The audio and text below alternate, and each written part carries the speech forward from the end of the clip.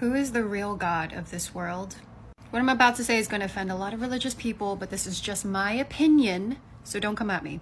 You're familiar with the Gnostics' teachings. They say that a God that controls this realm is called an archon. Think of the universe as a very complex quantum computer, which is why scientists are saying we're living in a simulation. As with all computers, there are viruses, and an archon is a virus. It's a corrupted file of the universe, and it goes everywhere and infects everything. This is why a lot of people also say that the archons are fallen angels. What is a fallen angel? It's something that is reversed. It went from good to bad, which also makes sense from a good file to a corrupted file.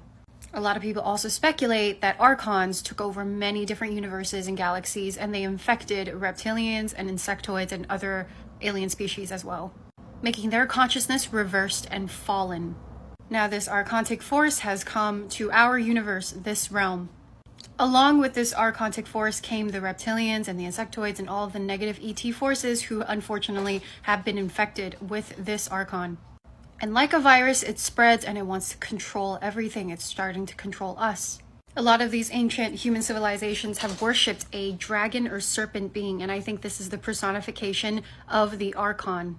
If you've watched the Matrix movie, we're basically living in a matrix. There is like this film over the real world. There's something not right about this existence. When you start to wake up and you come out of this archontic spell, you will see that everything is kind of synthetic and synchronicities happen and these repeating numbers happen. It's because we are in a simulation. This is why in religious texts, or most religions, they call God a he, or a light being. If you follow esoteric knowledge or the occult, you will know that light, photon, sunbeams, whatever you want to call it, is a masculine energy. And do you know what this existence is made out of? The speed of light. We perceive sight through the speed of light. The God that we worship, the archon, is light. It's a light being and it distorts reality. You can control perception through light.